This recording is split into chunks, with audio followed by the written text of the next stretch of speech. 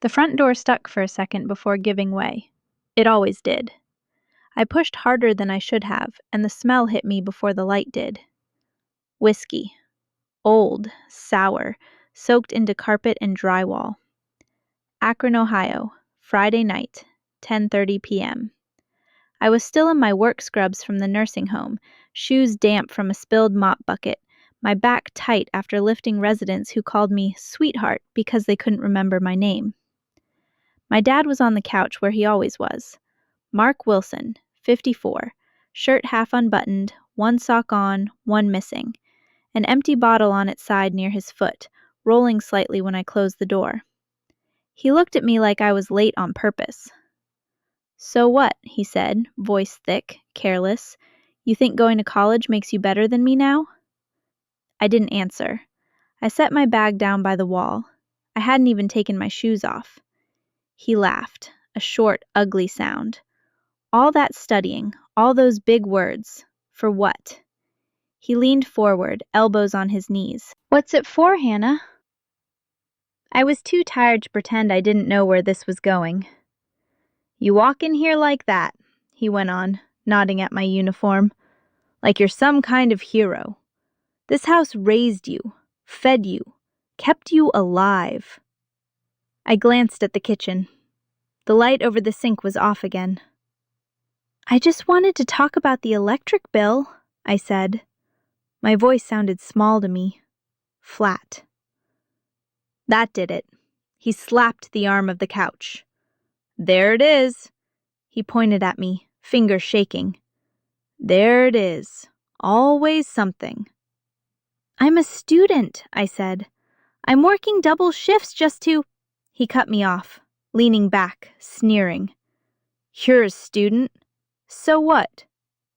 Then his voice dropped, clearer, sharper. "Your mom's dead," he said. "She's been dead 3 years. And now you think you get to complain?" The words landed hard. He didn't rush them. He let them sit. "She's gone," he continued. "So now you pay. That's how it works. You live here, you owe. She's not here to cover it anymore, so you do." I stood there, my hand still wrapped around the strap of my bag. "You think I asked for this life?" he said. "You think I wanted to end up like this?" The bottle rolled again when he shifted his foot. "This house doesn't run on dreams and degrees," he said.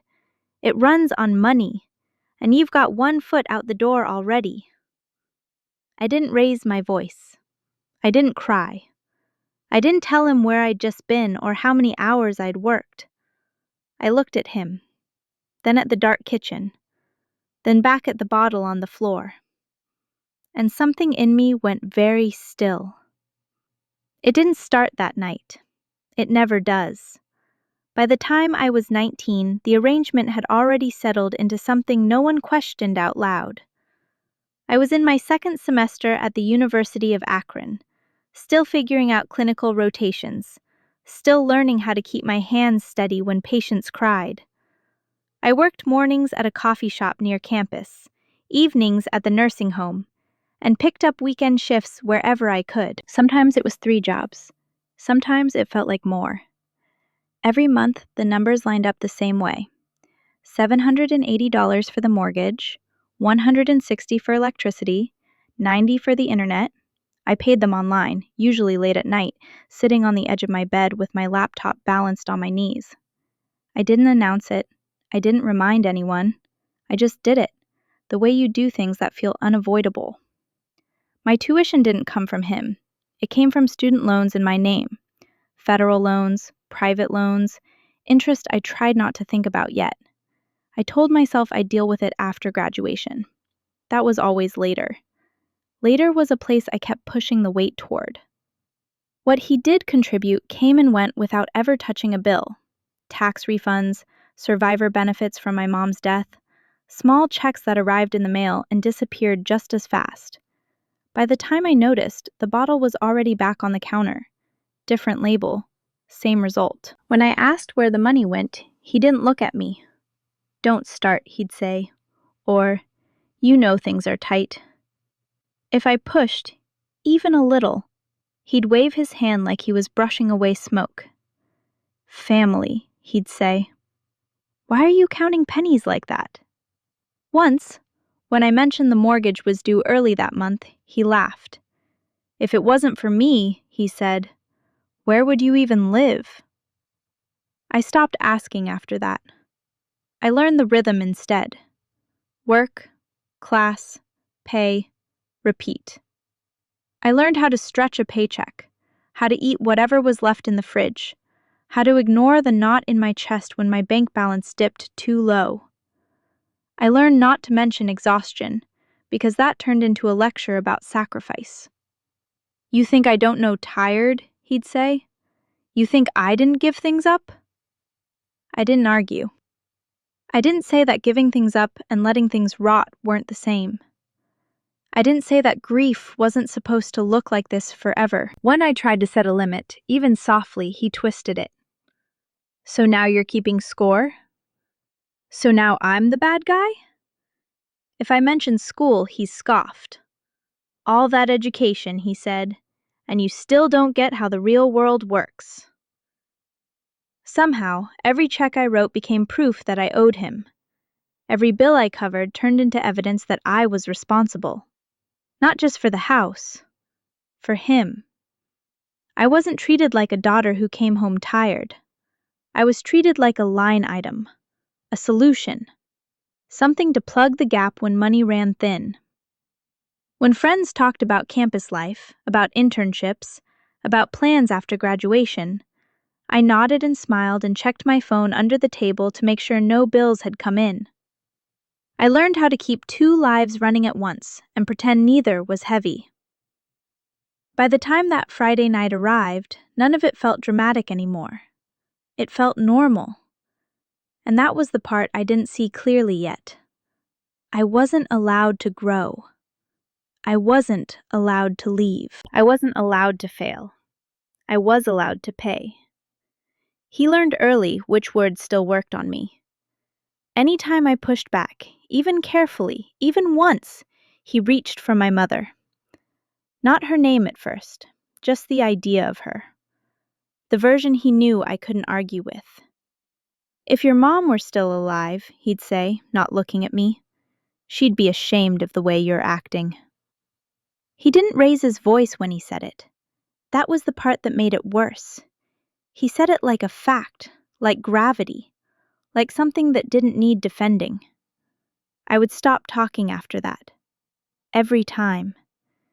It didn't matter what the argument started as. Money, bills, school, sleep. It always ended there. With her. You think she'd want you nickel and diming your own father? You think she'd be okay watching me struggle like this?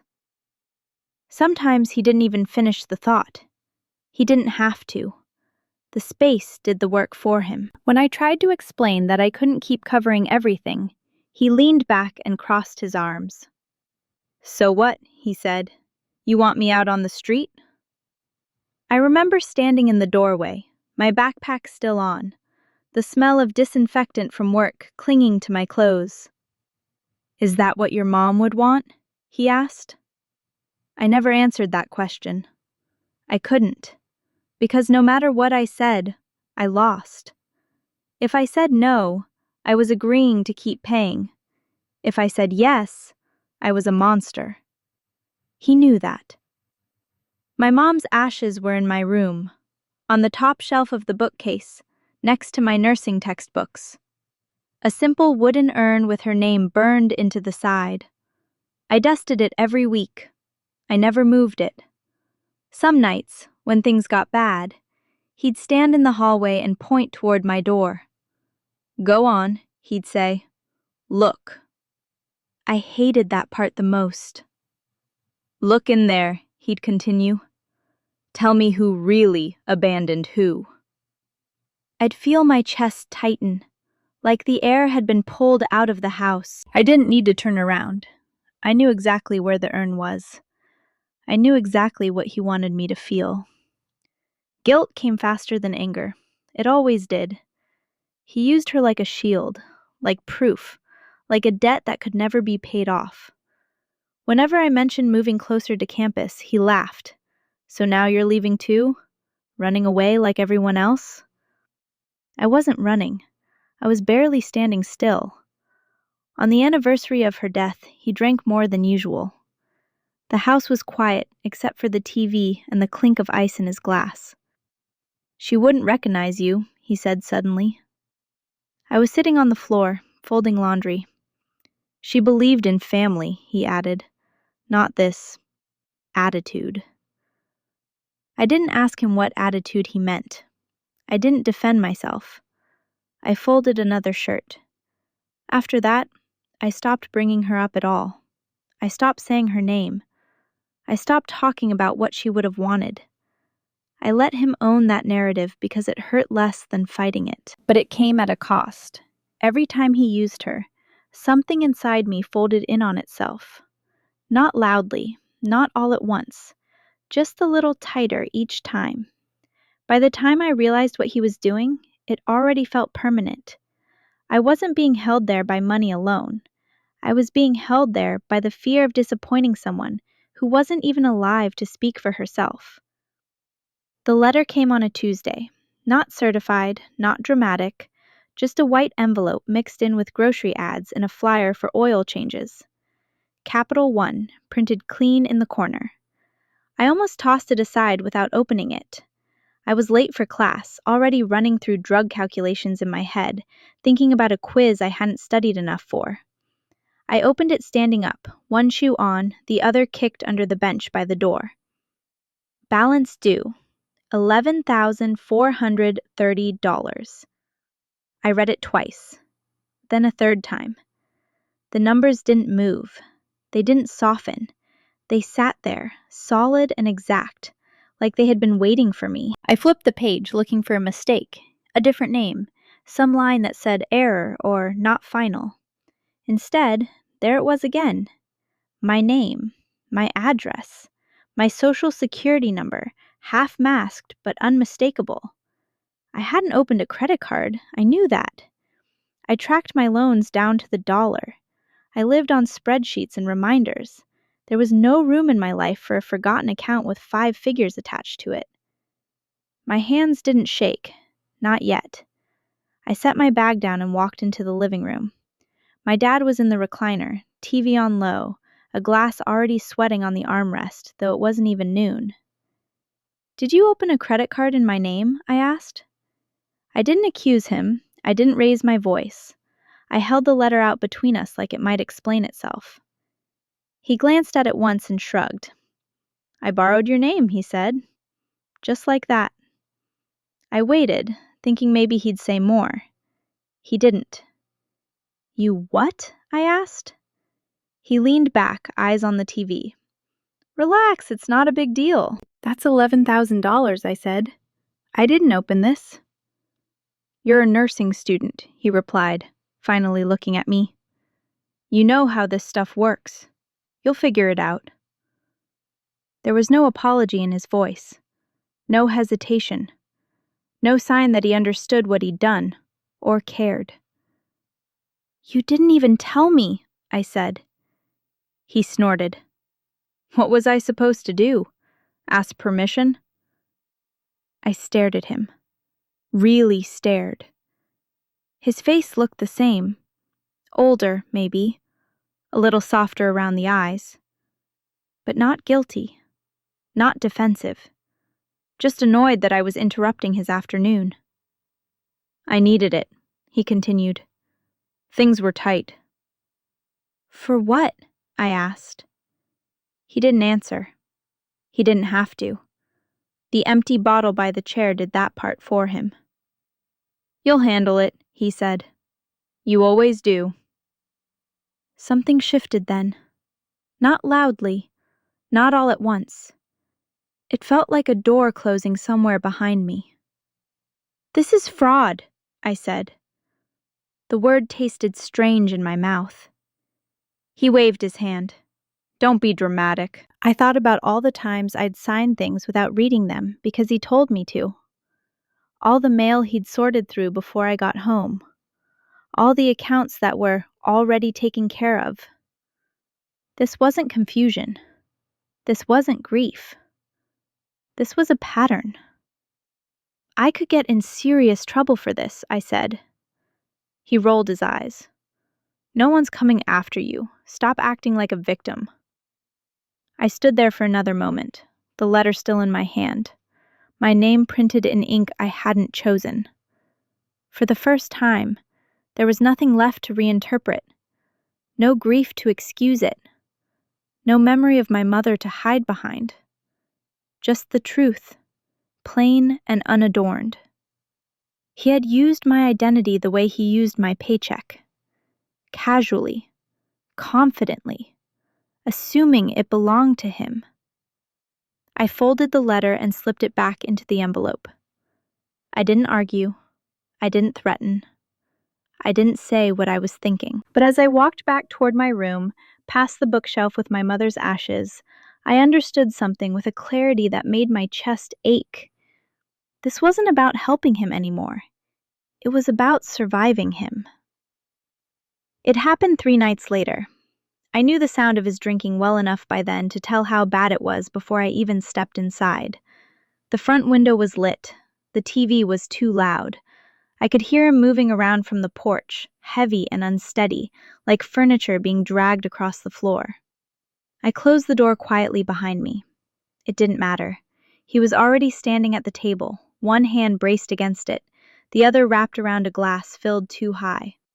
His face was flushed, his eyes fixed on me the moment I took off my shoes. "So," he said, "you think you're gonna lecture me now?" I didn't answer. I set my bag down. I hadn't said a word since the credit card conversation. I hadn't brought it up again. I was still deciding what it meant. He took a step closer, the table scraping loudly as he shoved it aside. "You walk around here," he said, slurring just enough to notice, "like you're better than me." "I never said that," I replied. That was a mistake.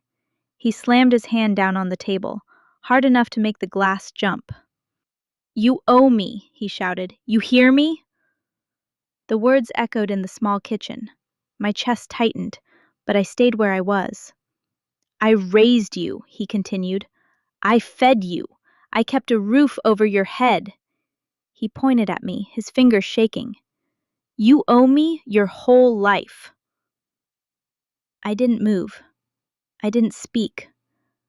I felt the floor solid under my feet, the hum of the refrigerator behind me, the steady beat of my pulse in my ears. "I didn't ask to be born," I said quietly. He laughed, a sharp, ugly sound. "Oh, don't start with that college crap," he snapped. "I sacrificed everything for you." He leaned in, close enough that I could smell the alcohol on his breath. "I carried you through this world," he said, "and now you think you get to decide when you're done paying?" He slammed his palm down again. "I fed you," he shouted. "You don't get to walk away from that." I stood there. My hands were clenched at my sides, but I didn't raise them. I didn't cry. I didn't tell him he was wrong. I looked at his face, at the red in his eyes, at the way his words came out rehearsed, like something he'd been saving. This wasn't grief talking. This wasn't pain spilling over. This was ownership. "You're my daughter," he said. "That means you're responsible." Something in me went very quiet then. Not numb, not empty, just still. For years I had argued inside my head, calculated, justified, explained. I had carried his voice with me everywhere, measuring my choices against what he might say.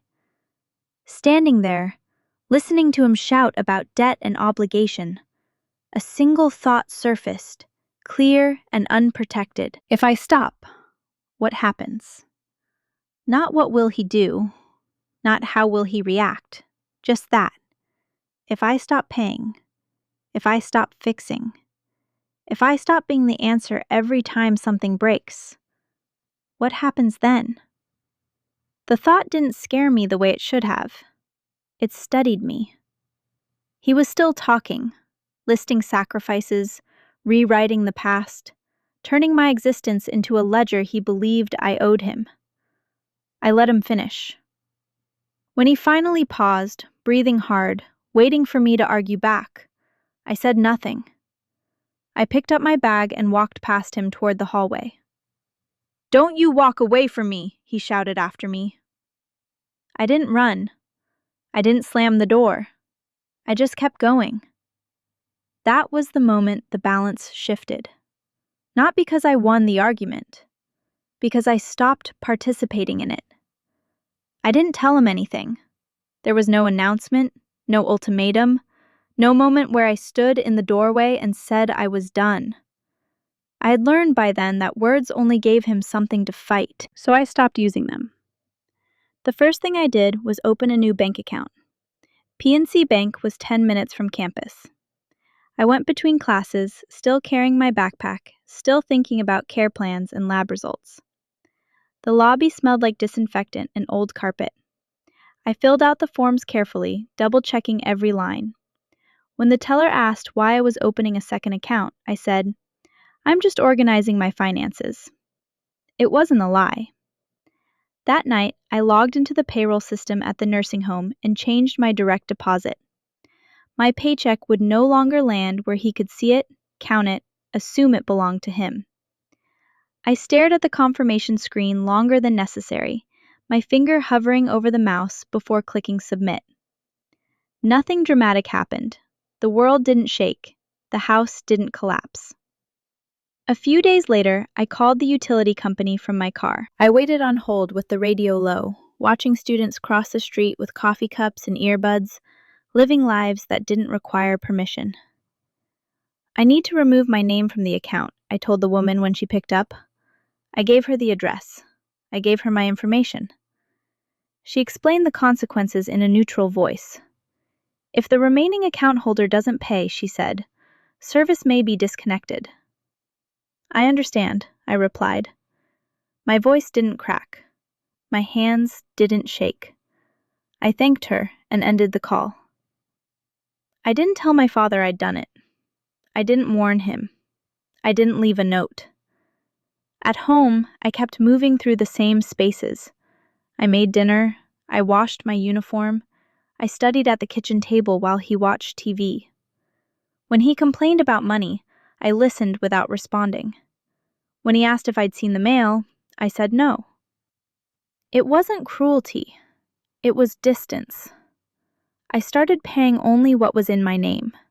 My phone bill, my tuition, my groceries. I stopped covering gaps that weren't mine to fill. When a bill came addressed to both of us, I left it unopened on the counter. At night, I lay awake waiting for the guilt to hit me the way it always had. Waiting for panic. Waiting for the voice in my head that told me I was abandoning him. It didn't come. What came instead was a strange quiet, a sense of standing still after years of moving too fast. He noticed changes, of course. He always did. "You been short lately?" he asked one evening, eyes narrowing. "Money tight?" "I'm managing," I said.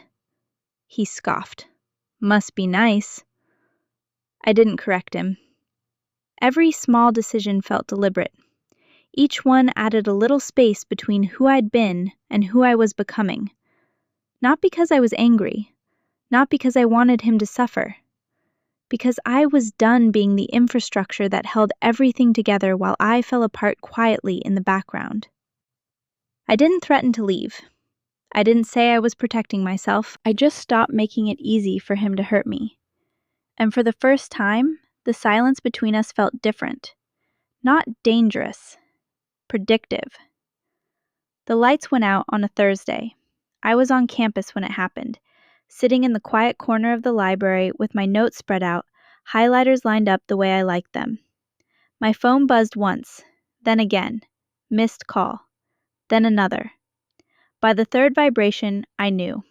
I didn't answer. 10 minutes later, the messages started coming through, stacked so close together they blurred. "What did you do? Why is everything dark? Call me, now." I closed my laptop and walked outside. The evening air was sharp, the sky already going dim. Across the street, the coffee shop lights flicked on, steady and bright. Nothing about the world looked broken. My phone rang again. I let it ring until it stopped. When I got home later that night, the house felt different before I even opened the door. Quiet in the wrong way. The refrigerator hum was gone. The porch light was off. Inside, the shadows were heavy and uneven, cast by a single lamp he'd plugged into an extension cord. He was pacing. "You did this," he said the moment he saw me. His voice was already loud, already sharp. "You did this on purpose." I set my bag down slowly. "The power company came," he continued, waving a folded paper in the air. "They left this on the door." I didn't reach for it. I didn't need to read it. "You removed yourself," he said. "You cut it off." "I removed my name," I replied. He stared at me like he hadn't heard correctly. "You betrayed me," he shouted, "after everything I've done for you." The word betrayed hung there, heavy and misused. "I didn't betray you," I said. "I stopped paying." That was when he lost control. "You're trying to kill me," he yelled. "You're going to let me die in this house?" His face was red now. The veins in his neck stood out. "I can't even see," he went on. "The food's going bad. I can't charge my phone." I leaned against the counter, feeling the cool edge under my hand. "You left me here," he said. "In the dark." I didn't argue with the facts. The house was dark, the fridge was warm, his phone battery was low. "What kind of daughter does that?" he demanded. "What kind of person?" I thought of the bank letter, the credit card, the way he'd shrugged. "You're ungrateful," he spat. "Just like your mother." The words landed hard. He knew they would. "She always thought she was better than everyone too," he continued. "And look where that got her." I didn't respond. He moved closer, waving the paper again. "You think you're so smart now? You think you've won?" "I don't think about it like that," I said. "Well, I do," he snapped. "You turned your back on your own family." The phone rang on the counter, a number I didn't recognize. Then again. He slapped it away. "Bank," he said bitterly. "They're calling because you stopped answering for me." That was the part he hadn't expected. That when I stopped, everything else would keep moving. "You always handled this," he said, his voice cracking just slightly. "You were supposed to." I looked at him then. Really looked. Without the money, without the leverage, without the quiet safety net he'd assumed would never disappear. "This isn't fair," he said. "You can't just decide you're done." I met his eyes. "I didn't decide tonight," I said. "I decided a long time ago. I just stopped pretending." He stood there, breathing hard, the lamp buzzing beside him, the rest of the house swallowed in shadow. "You'll regret this," he said. Maybe. But as I went to my room and closed the door, leaving him standing in the dark he'd created, I understood something clearly for the first time. When the money stopped, the love didn't fight to stay. It vanished. Aunt Rebecca came on a Saturday morning. I knew she was there before I saw her. Her car was parked crooked at the curb, half on the grass, the way it always was when she was upset. The house still looked dim even in daylight. The notice from the bank was taped to the door, curling at the edges, like it had been waiting for someone else to read it. She knocked once, then opened the door without waiting. "Hannah," she said quietly. She hadn't seen the inside of the house in months. She took it in slowly. The empty counter, the dark kitchen, the paper still taped to the door like a warning no one had bothered to remove. Mark was in the living room, sitting too still, jaw set. He looked smaller than I remembered, not fragile, cornered. "She's turning you against me," he said before Rebecca could speak. "She's been planning this." Rebecca didn't answer him right away. She set her purse down carefully, like she didn't want to knock anything over. "What happened here?" she asked. I didn't rush to explain. I went to my room and came back with the folder I'd been building quietly for weeks. It was thicker than it looked. He watched me from the couch, eyes narrowing, already irritated. I placed it on the table between them. Bank statements, highlighted, dates circled, payments traced back to my account. The credit report printed clean and unmistakable, the account number matching the letter I'd opened by the door weeks earlier.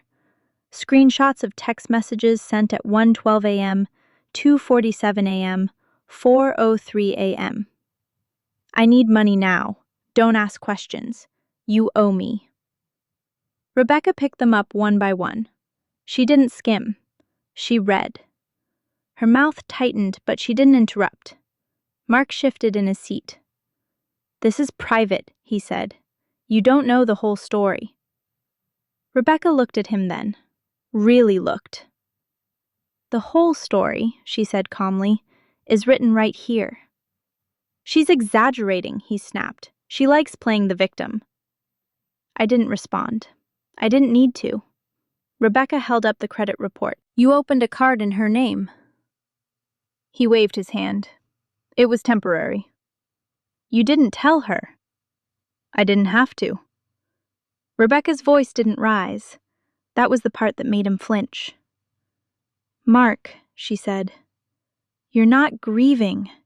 You're hiding." The room went quiet. "You lost your wife," she continued. "We all did. But this?" She gestured at the papers. "This isn't grief." He stood up then, anger flashing. "You don't get to judge me." She didn't step back.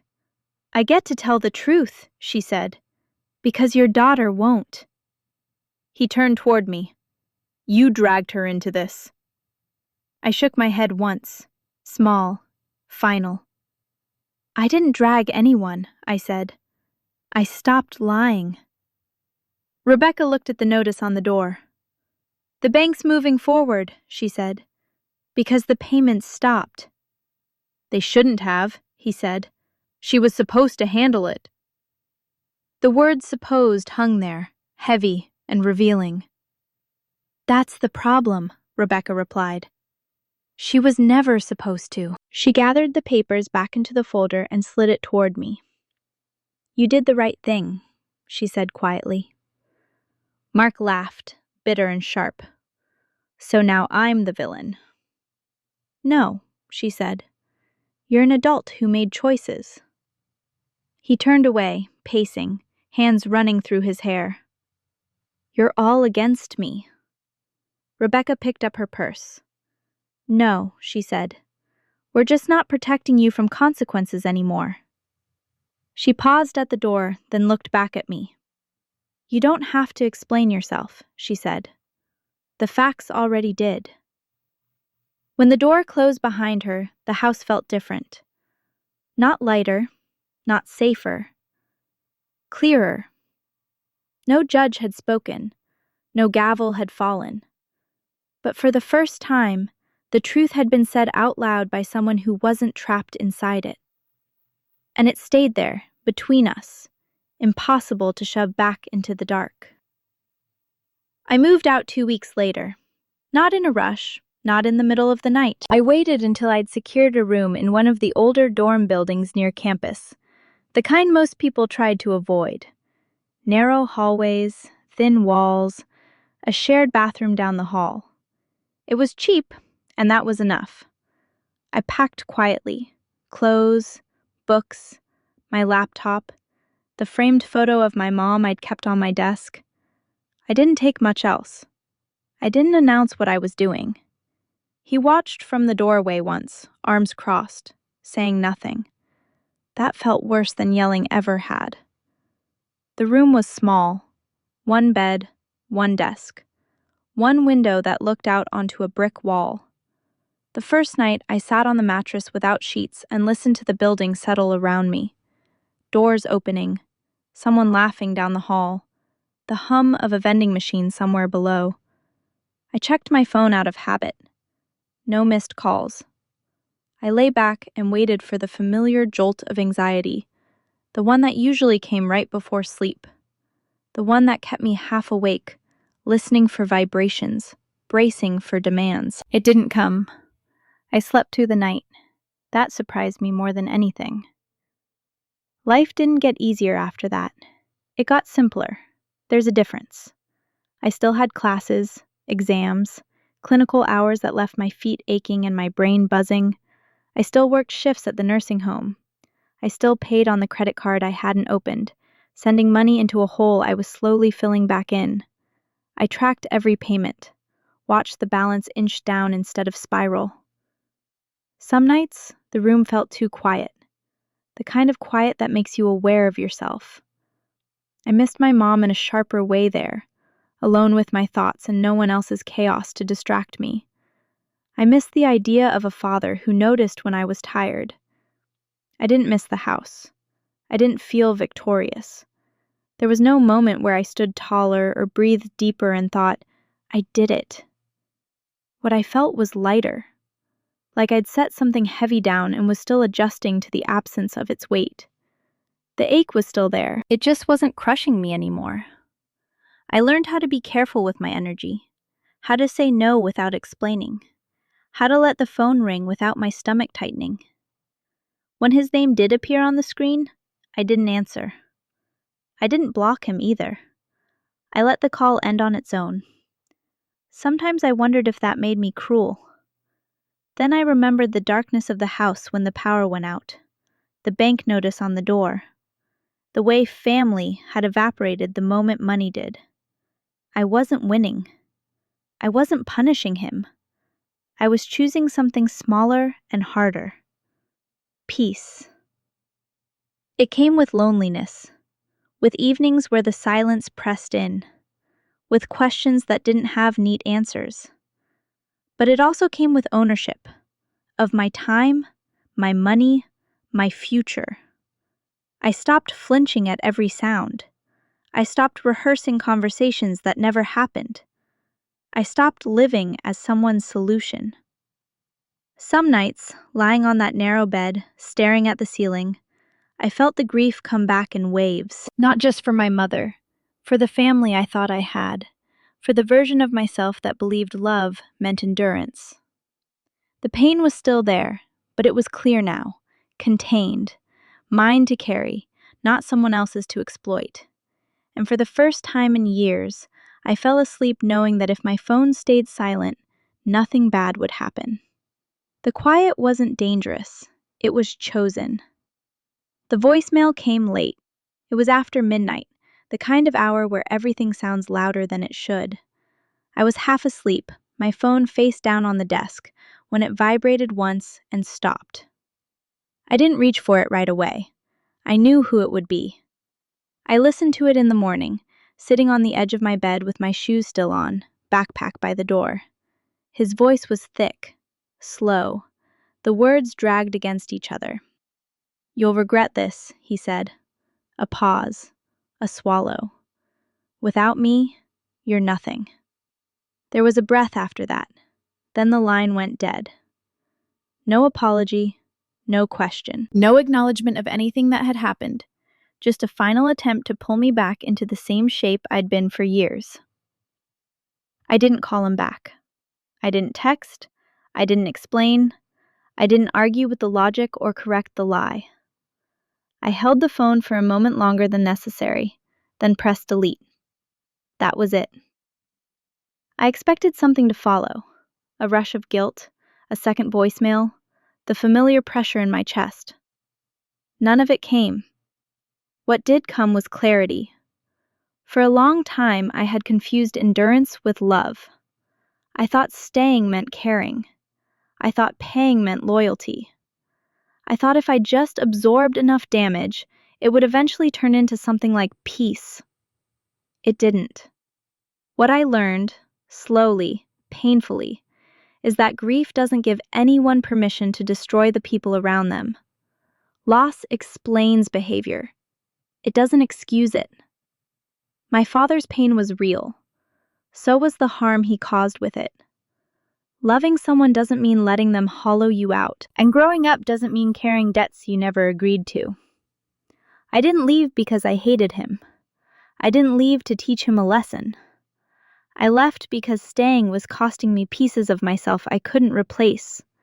Sleep, focus, a future that belonged to me instead of being mortgaged to someone else's anger.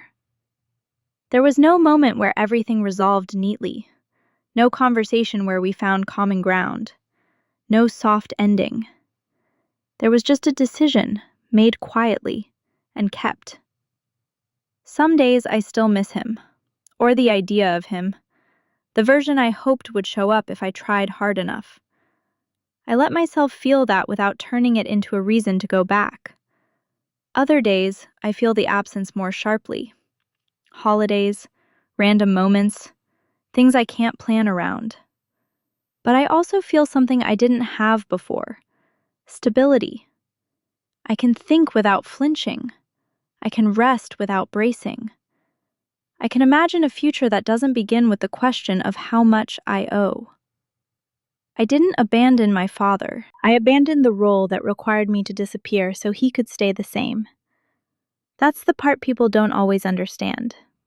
Walking away isn't loud. It doesn't always look like strength. Sometimes it looks like deleting a voicemail and going to class anyway. But it is strength. Because growing up, for me, wasn't about staying and surviving whatever was handed to me. It was about knowing when to leave, before I was pulled under with it.